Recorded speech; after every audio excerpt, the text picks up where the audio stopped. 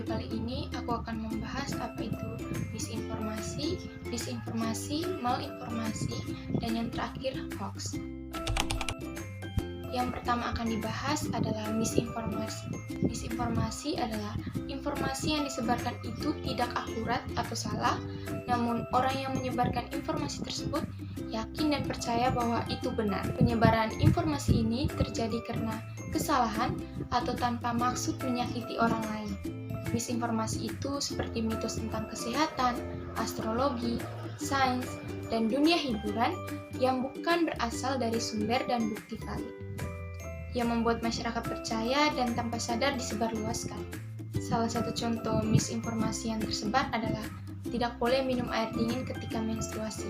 Faktanya, menstruasi berhubungan dengan sistem reproduksi wanita, sedangkan makanan dan minuman berhubungan dengan sistem pencernaan.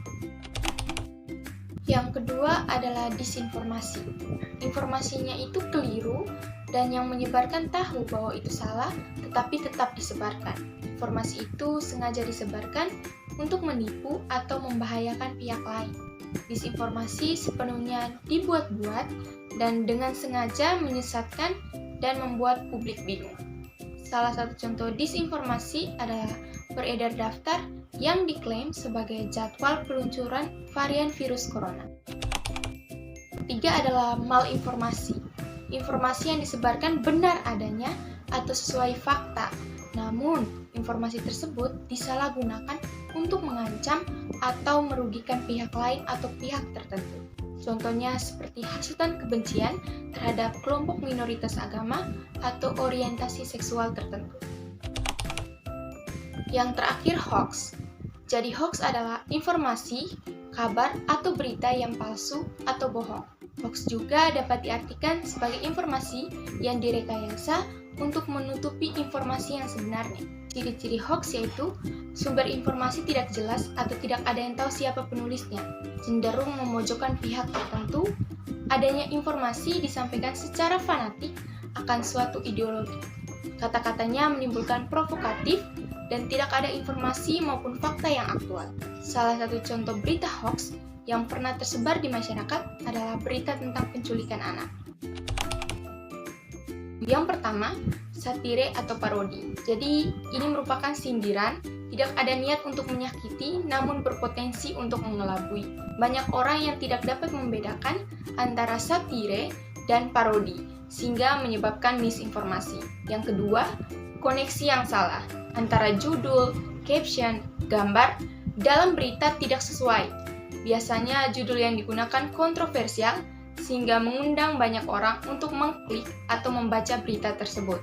Yang ketiga, konten yang menyesatkan. Pengguna digiring untuk memiliki persepsi tertentu terhadap sebuah peristiwa atau berita.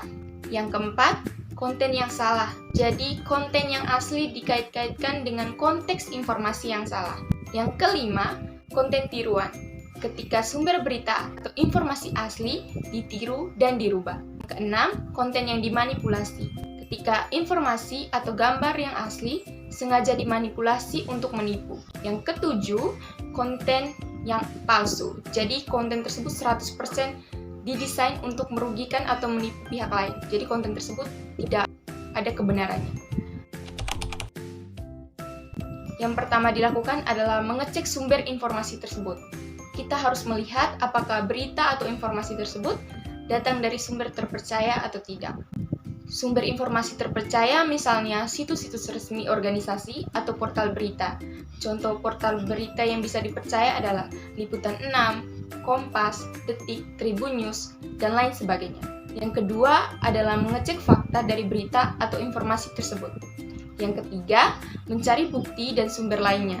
Jangan hanya percaya pada satu sumber atau berita, apalagi sumber tersebut tidak terverifikasi kebenarannya. Oke, jadi sekian penjelasan tentang apa itu misinformasi, disinformasi, malinformasi, dan hoax, serta cara-cara agar kita tidak tertipu oleh berita palsu atau berita hoax.